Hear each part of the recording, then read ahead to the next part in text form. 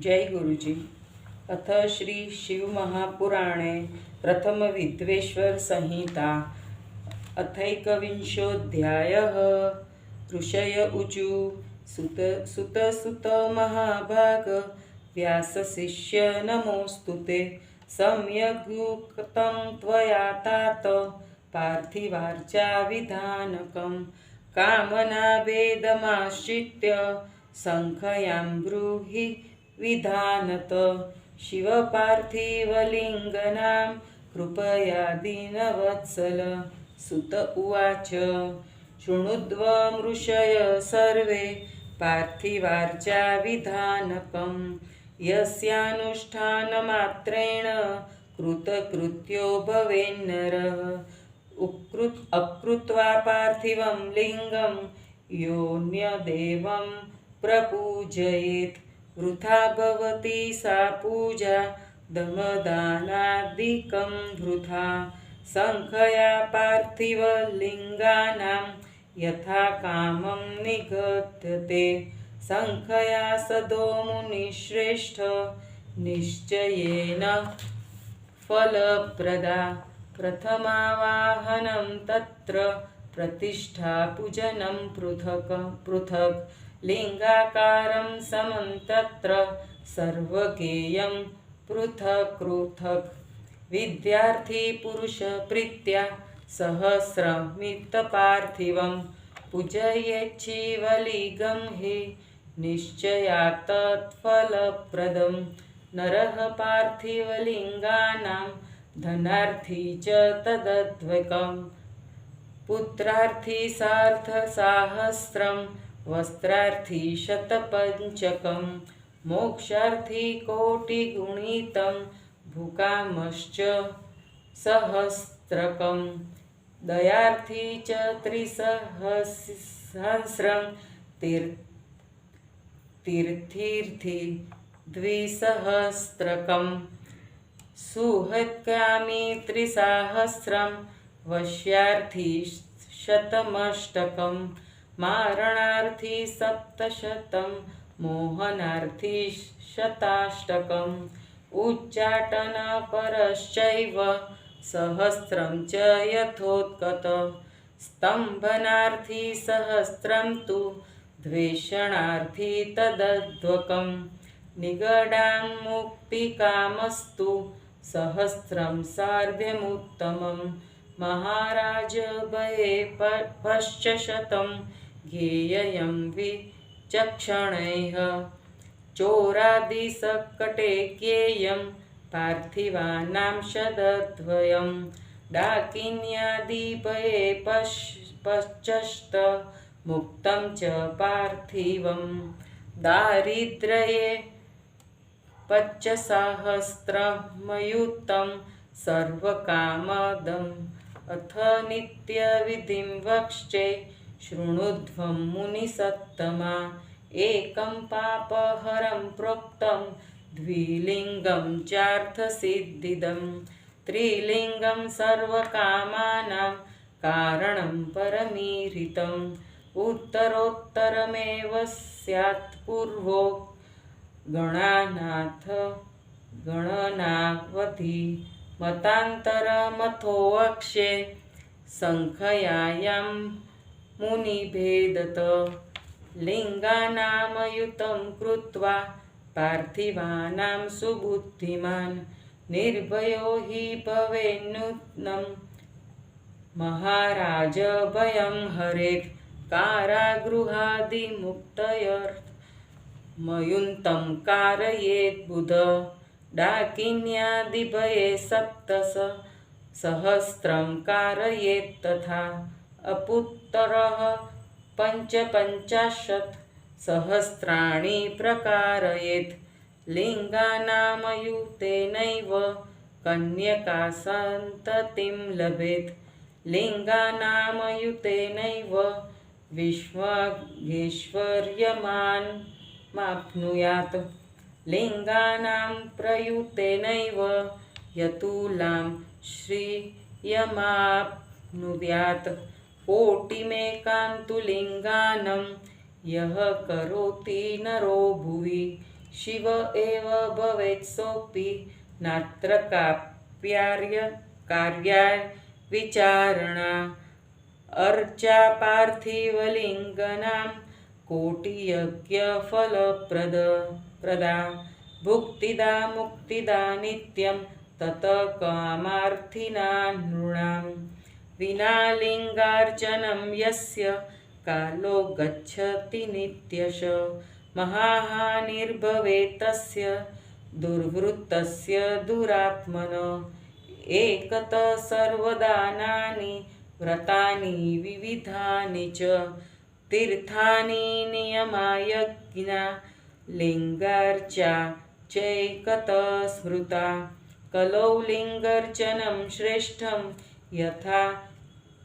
लोके प्रदृश्यते तथान्यन्नास्ति शास्त्राणामेष सिद्धान्तनिश्चय भुक्तिमुक्तिप्रदं लिङ्गं विविधापत्रिवारणं पूजयित्वा नरो नित्यं शिवसायुज्यमाप्नुयात् शिवनाममयं लिङ्गं नित्यं पूज्यं महर्षिभिः यतश्च सर्वलिङ्गेषु तस्मात् पूज्यं विधानत उत्तमं मध्यमं नित्यं त्रिविधं लिङ्गमेरितं मानतो मुनिशार्दूलस्त शृणुध्वं वदाम्यहम् चतुर्कुलमुच्छायं रम्यवेदिकयायुतम् उत्तमं लिङ्गमाख्यातं मुनिभिः शस्त्रकोविदै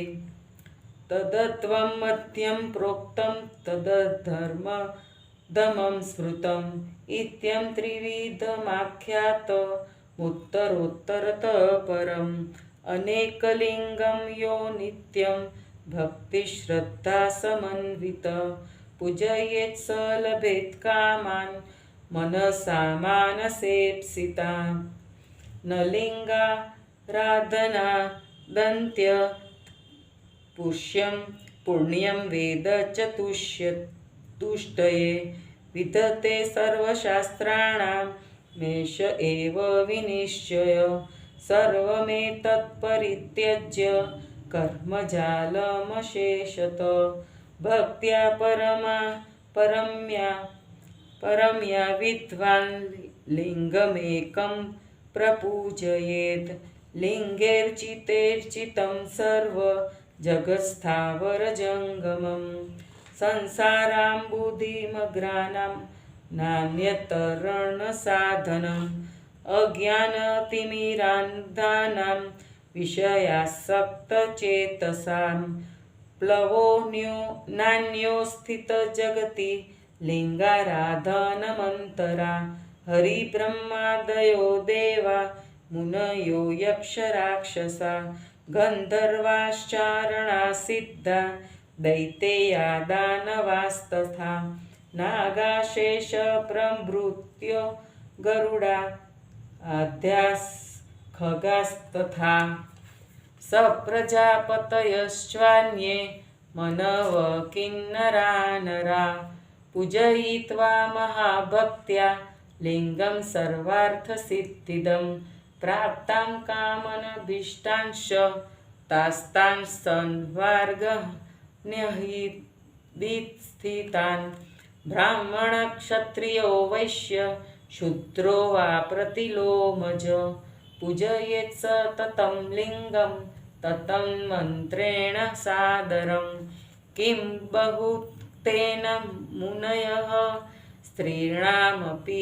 तथान्यत अधिकारोऽस्ति सर्वेषां शिवलिङ्गार्चने द्विजानां वेदिकेनापि मार्गेणाराधनं वरम् अन्येषामपि जन्तूनां वेदिकेन न सम्मतं वैदिकानां द्विजानां च पूजा वैदिकमार्गत कर्तव्या नान्यमार्गेण इत्याह भगवाच्छिव दधीचि गौतमादीनां शापेनादग्धचेतसां द्विजानां जायते श्रद्धा नैव वैदिककर्मणि यो वैदिकमनादृत्य कर्म स्मार्तमथापि वा अन्यस्थमाचरेन्मर्त्यो न संकल्पफलं लभेत् इत्थं कृत्वार्चनं शम्भो नैर्विधान्तं विधानत पूजयेदष्टमूर्तिश्च तत्रैव त्रिजगन्मयि क्षितिरापो नलो वायुराकाश सूर्यसोमकौ यजमान इति तष्टो मूर्तयः परिकीर्तिता शर्वो भवस्य रुद्रश्च उग्रो भीम इतीश्वरः महादेव पशुपतिरेतान् मूर्तिभिरर्चयेत् पूजयेत् परिवारं च ततः शम्भो सुभक्तितः ईशानादिक्रमान्तत्र चन्द्रनाक्षपत्रैकै ईशानं नन्दिनं चण्डं महाकालं च भृङ्गिणं वृषं स्कन्दं कपर्दिशं सोमं शुक्रञ्च तत्क्रमात् अग्रतो वीरभद्रं च पृष्ठे कीर्तिमुखं तथा तत एकादशान् रुद्रान् पूजयेद्विधिना तत पञ्चाक्षरं जप्त्वा शतरुद्रीयमेव च स्तुतिर्नानाविधा कृत्वा पञ्चाङ्गपठनं तथा ततः प्रदक्षिणां कृत्वा नत्वा लिङ्गं विसर्जयेत् इति प्रोक्तमशेषञ्च शिवपूजनमादरात् रात्रावृतमुखः कुर्याद्देवकार्यसदैविः शिवार्चनं सदाप्येवं शुचि कुर्याद्दण्डमुख न प्राचीमग्रतः शम्भो नोर्दीर्चि शक्तिसंहितां न प्रतिर्चिं यत पृष्ठं तो ग्राह्यं समाश्रयेत् विना भस्म त्रिपुण्ड्रेण विना रुद्राक्षमालया बिल्लवपत्र विना नैव पूजयेच्छङ्करं बुध भस्मा प्राप्तो मुनिश्रेष्ठा प्रवृत्ते शिवपूजने तस्मान् मृदापि कर्तव्यं ललाटे च त्रिपुण्डकम् इति श्रीशिवमहापुराणे प्रथमायां विद्वेश्वरसंहितायां पार्थिवपूजनवर्णनं नामैकविंशो अध्यायः।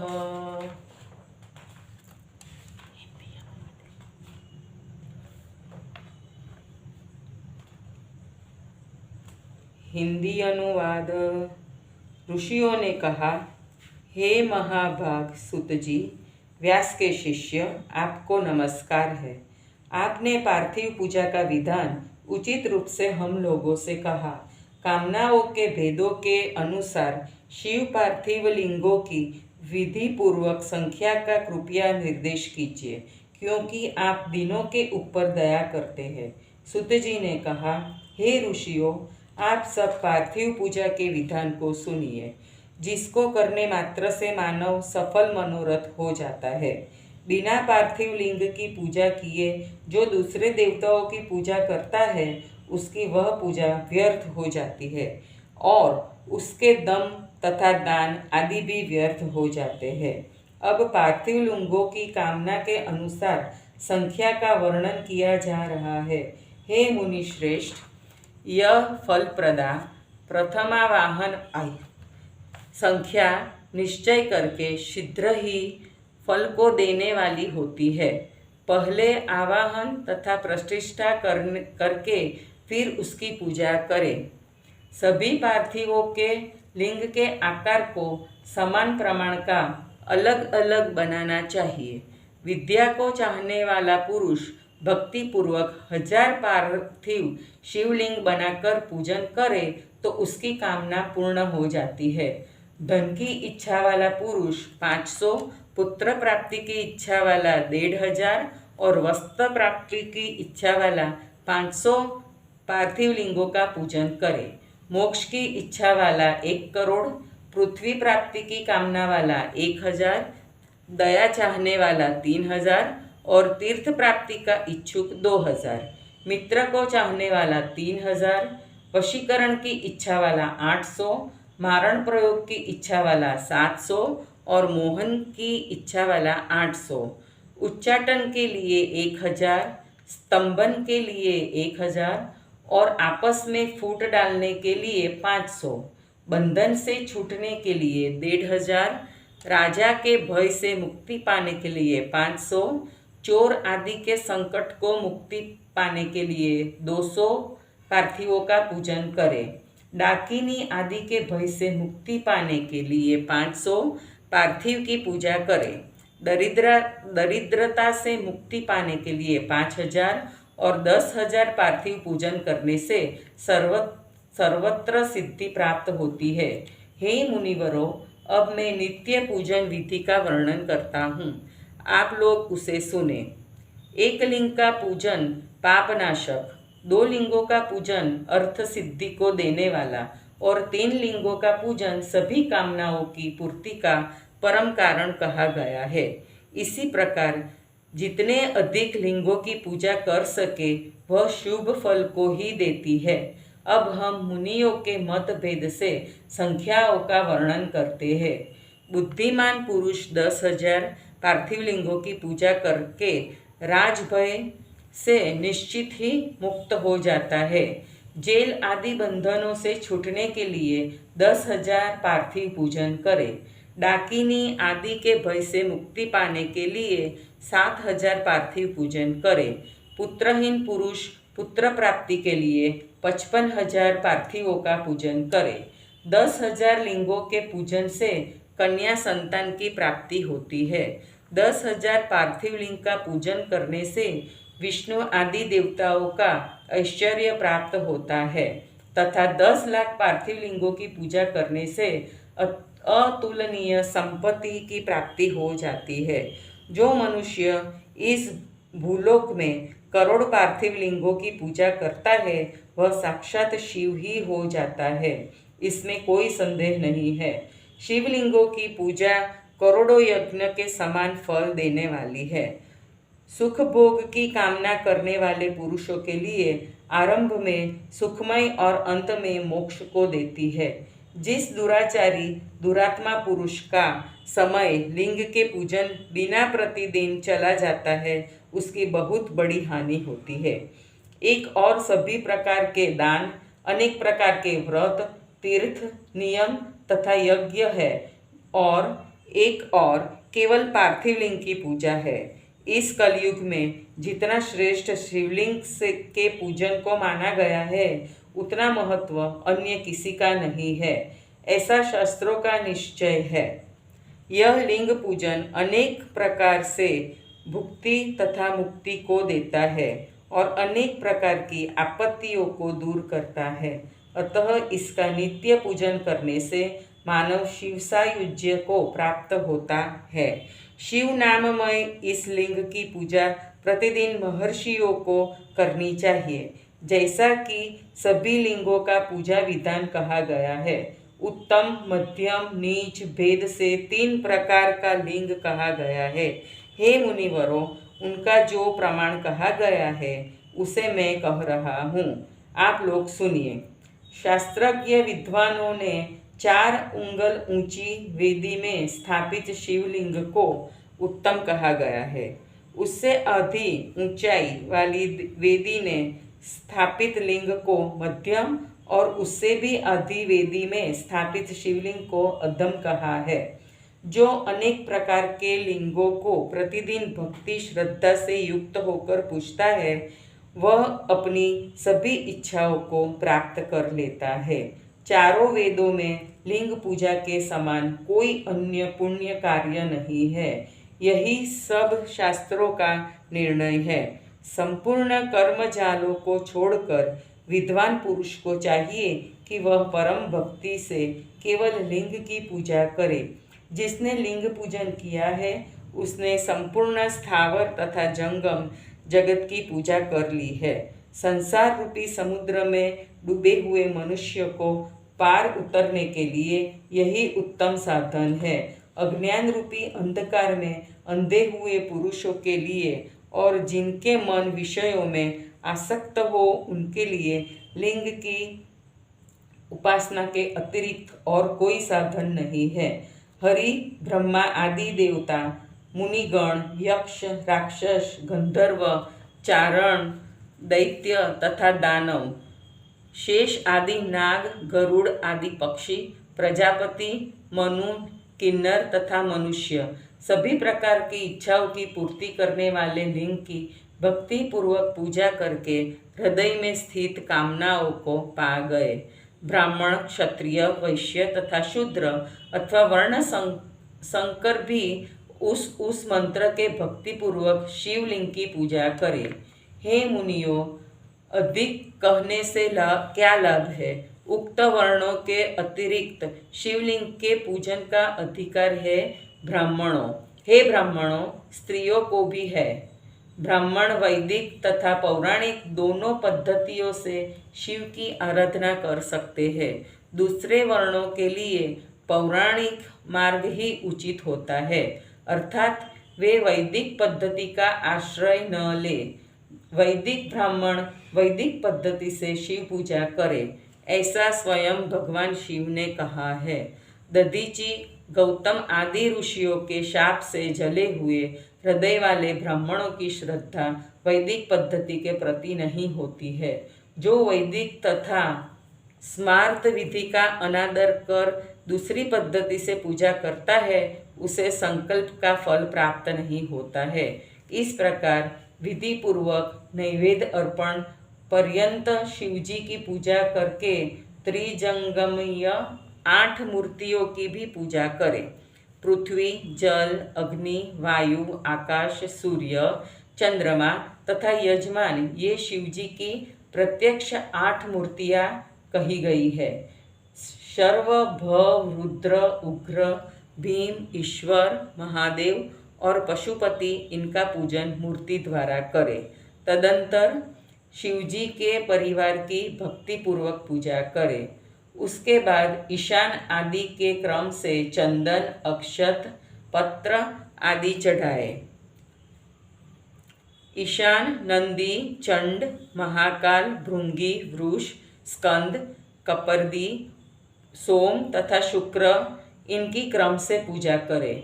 आगे वीरभद्र और पीछे कीर्तिमुख, इस प्रकार 11 रुद्रों का विधि पूर्वक पूजन करें।